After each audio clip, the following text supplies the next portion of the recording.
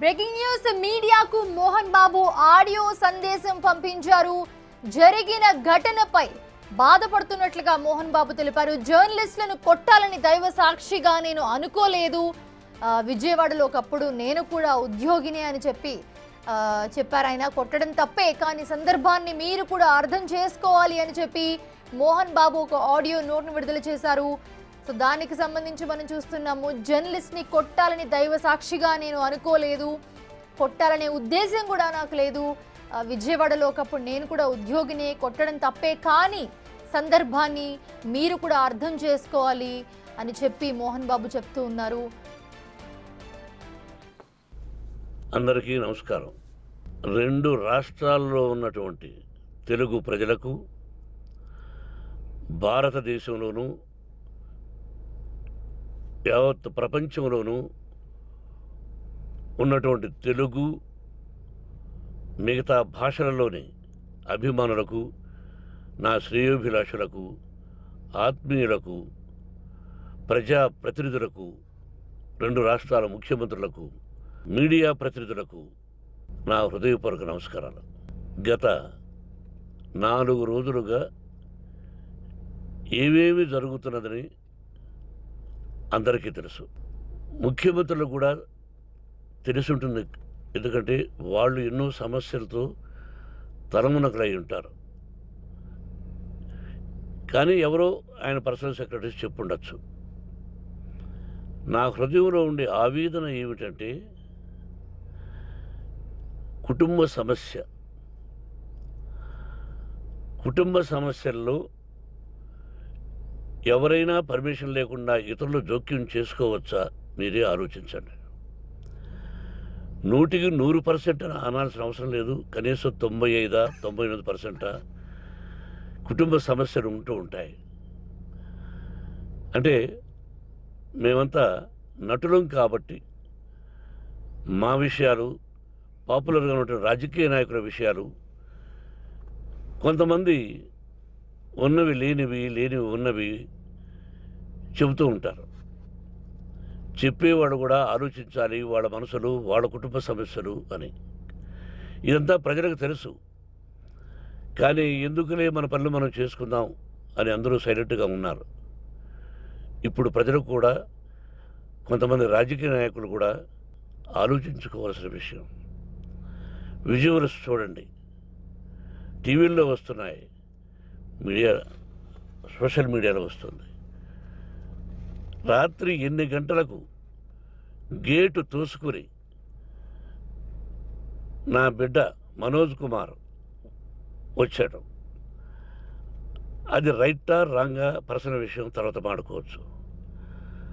పత్రికాధిపతులు, అది పత్రికా సోదరులు 4 రోజుల నుంచి నా ఇంటి ముందు మనుషులను పెట్టుకుని, వ్యాన్లు పెట్టుకుని అలా ఉండడం ఎంతవరకు న్యాయం?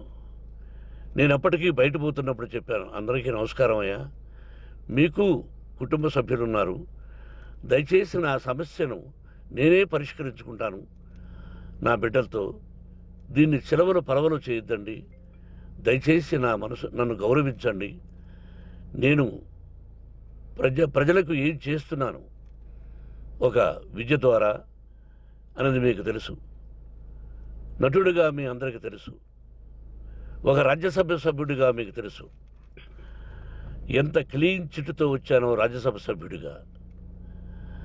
నా హృదయంలో ఉండే ఆవేదన చెప్పనలవే కాదు, మీకే చెప్పాలి. ఈ రోజున ఈ మీడియా సోదరులు ఎంత కల్పితాలు, ఎంత నెగటివిటీ నన్ను గురించి చెప్తున్నారో మీ అందరికీ తెలుసు. దానికి నేను బాధపడడం లేదు. మీరు ముఖ్యంగా తెలుసుకోవాల్సింది, రాత్రుల్లో గేటు తోసుకుని, గేటు పగలగొట్టి పర్మిషన్ లేకుండా ఎవరైనా రావచ్చా? మీరే చెప్పండి. వచ్చిన వాళ్ళు అందరూ మీడియా సోదరులా, లేకపోతే ఇంకెవరైనా నా మీద పగ, రాగద్వేషాలతో ఏదో ఒక ఛానల్ చేతులు పెట్టుకుని అలా వచ్చి ఉంటారేమో సందేహం. కానీ వాళ్లను కొట్టాలని, తిట్టాలని మనసా వాచ దైవ సాక్షిగా నేను అలా ఆలోచించేవాడిని కాదు. ఎప్పుడు ఎందుకు వాళ్ళు ఉద్యోగస్తులు, నేను కూడా ఉద్యోగస్తునే, అందరూ కూలివాళ్ళం. భగవంతుడు ఇస్తుంటాడు మనకు కూలి. ఎవరికి ఏమిటనేది ఆయన నిర్ణయిస్తాడు. ఇది మీ అందరికీ తెలుసు. వాళ్ళకు నేను చెప్పినా వినకుండా ముందు నమస్కారం పెట్టాను.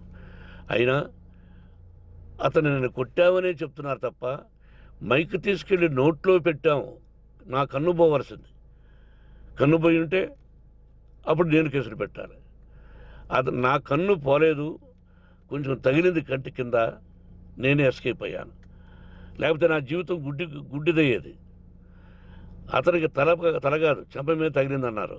ఓకే, ఆ చీకట్లో ఎలా జరిగిందన్నది వాస్తవమే. మైకు లాక్కోవడం, వాడు నన్ను కేకలేయడం, ఆ దీనిలో ఘర్షణ జరిగింది. నేను కొట్టిన దెబ్బ అతనికి తగిలింది అన్నారు. దానికి హృదయపూర్వకంగా బాధపడుతున్నా. అతను నాకు తమ్ముడే. ఒక తల్లి బిడ్డలం కాకపోయినా I love them, I like them. అటువంటిది ఈ రోజుకి బాధపడుతున్నా నేను. అయ్యో, అతని భార్య ఎంత బాధపడుతుందో, అతని పిల్లలు ఎంత బాధపడుతున్నారో అని నేను ఆలోచిస్తున్నా. మరి నేనెంత ఆవేదనకు గురి హాస్పిటల్లో అయ్యానో. నటించింది సినిమాలో నటిస్తాను తప్ప నిజ జీవితంలో నటించాల్సిన అవసరం లేదు. నాకున్నది ఒకటి ధైర్యం, సాహసం. నీతిగా, న్యాయంగా, ధర్మంగా బ్రతకాలన్నది నా ఆలోచన. ఎందుకు కొట్టాలి?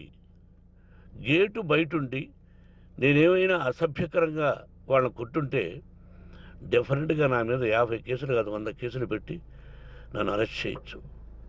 లేకపోతే నేనే పోలీస్ స్టేషన్ పోయి, అయ్యా ఆవేశంలో నా ఇంటి బయట ఉన్న వాళ్ళను కొట్టాను, నాది తప్పే అని పోలీస్ స్టేషన్కి ధైర్యంగా పెడతాను. కానీ ఇంటి లోపలికి వచ్చి నా ఏకాగ్రతను, నా మనశ్శాంతిని భగ్నం చేశాడు. ఆల్రెడీ నా బిడ్డ చేస్తున్నాడు. అయినా నీ కన్నబిడ్డ, ఎప్పటికీ నీ కన్నబిడ్డే. ఏదో ఒక రోజున న్యాయం జరుగుతుంది, మేము కూర్చొని మాట్లాడుకుంటాం. దీనికి మధ్యవర్తులు అక్కర్లే. కుటుంబ సమస్యలకు బయట వాళ్ళని పిలిపించి ఇలా చేయండి, మీరు ఇలా మాట్లాడండి అని చెప్పక్కర్లే. కట్టు బట్టలతో మద్రాసుకు వెళ్ళేవాడిని. ఆల్రెడీ మీకు చెప్పాను. పైసా లేకుండా కట్టుబట్టలతో, చెప్పులు సగం కింద అరిగిపోయి అలా వెళ్ళినవాడిని. మా తల్లిదండ్రులు అద్భుతమైన జన్మను ప్రసాదించారు. ఒక్క పైసా ఇవ్వాల. నా కష్టార్జితంతో నేను సంపాదించి ఈరోజు నేను కులమతాలకు అతీతంగా 25% ఫ్రీ ఎడ్యుకేషన్ ఇస్తూ, నా స్థాయిలో నాకు తగిన సహాయం చేసుకుంటూ, వరద బాధలు వచ్చినా ఇంకోటి వచ్చినా అన్నయ్య ముఖ్యమంత్రిగా ఉన్నప్పుడు కూడా ఎన్నో చేశాను. బట్ అవి మర్చిపోయి ఈరోజు కొట్టింది మాట్లాడుతున్నారు. ప్రజాప్రతినిధులారా, నా అభిమానులారా, తెలుగు ప్రజలారా, తమిళ, మలయాళం, కన్నడ అభిమానులారా, ఆలోచించండి. నేను చేసినది తప్పు, కొట్టినది తప్పు. ఏ సందర్భంలో కొట్టాల్సి వచ్చింది? మీ ఇంటికి దూరితే ఒప్పుకుంటారా? మీ ఏకాగ్రతను భగ్నం చేస్తే ఒప్పుకుంటారా? మీరే ఆలోచించండి. న్యాయాధిపతులు కానీ, ప్రజాప్రతినిధులు కానీ, అభిమానులు కానీ, వ్యాపారస్తులు కానీ, ఇదే మీడియా ప్రతినిధులు కూడా వాళ్ళ ఇళ్ళలోకి ఎవరైనా దూరి, మన గురించి ఇలా రాశావు అని ఆ ఇళ్ళలోకి ఒక 10 మంది వెళితే వాళ్ళు దండం పెట్టి పంపిస్తారా? ఏం చేస్తారు చెప్పండి. మీకు టీవీలు ఉన్నాయి, మాకు టీవీలు లేవు. నేను కూడా రేపు టీవీ పెట్టచ్చు. అది కాదు గొప్ప. నా హృదయపూర్వకంగా చెప్తున్నా, అతని మనసును బాధ పెట్టినా అతను గాయమైన దానికి చాలా చింతిస్తున్నాను. చింతించే లాభం ఏమిటండి అంటే మరి ఏం చేయాలి? మీరు చేసిందేంటి? మళ్ళీ చెప్తున్నా, అసలు అతను నిజంగా జర్నలిస్టా కాదా అని ఆ చీకట్లో నాకు ఎలా తెలుస్తుంది? టీవీ 9 అని నాకు ఎలా తెలుస్తుంది? ఏదో ఒక కంటి మీదకి ఒక మైక్ వచ్చింది, దానికి అబక్కం లాక్కున్నాను. ఇది వాస్తవమే, అసత్యం కాదు. అది టీవీ 9, ఆ టీవీ 9 మైక్నే లాక్కోవాలి. అది ఏంటండి? నేనేమన్నా మూర్ఖుడినా? వాళ్ళందరూ నాకు కావలసిన వాళ్ళే. ఈ రోజున ఆ రజనీకాంత్ అతను కూడా ఎన్నో ఫోన్లు నేను చాలా సందర్భాల్లో మాట్లాడున్నాను. ఇట్స్ లైక్ మై సన్నా లేకపోతే బ్రదరా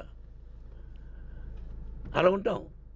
మరి ఈ విషయంలో మాత్రం మీరు అందరూ అంటే మీరు చేసినది తప్పు అని మీరు ఒక్కరు అనలేదే. కానీ జర్నలిస్టు సోదరులు ఒక ఆడపడుచు, దాదాపు ఒక 5-6 మంది ఆడపడుచులు, ఒక 5-6 మంది సోదరులు వాళ్ళందరూ మాట్లాడారు.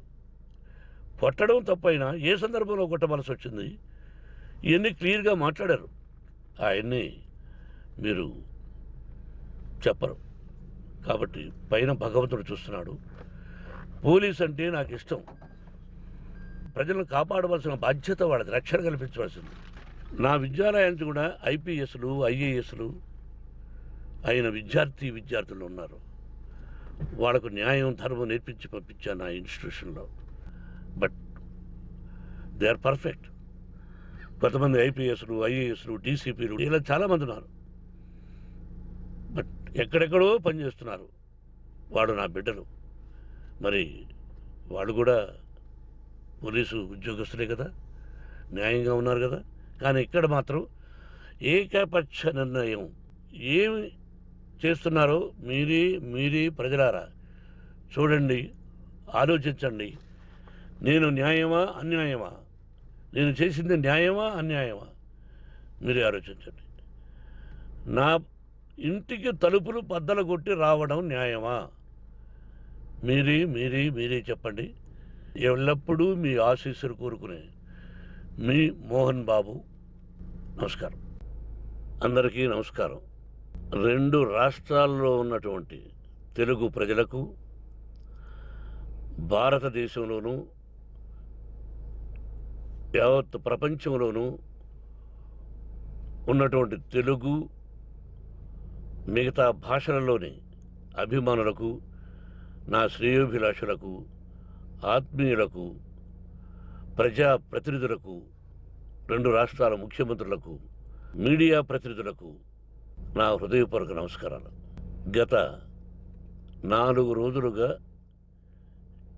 ఏమేమి జరుగుతున్నదని అందరికీ తెలుసు. ముఖ్యమంత్రులు కూడా తెలుసుంటుంది. ఎందుకంటే వాళ్ళు ఎన్నో సమస్యలతో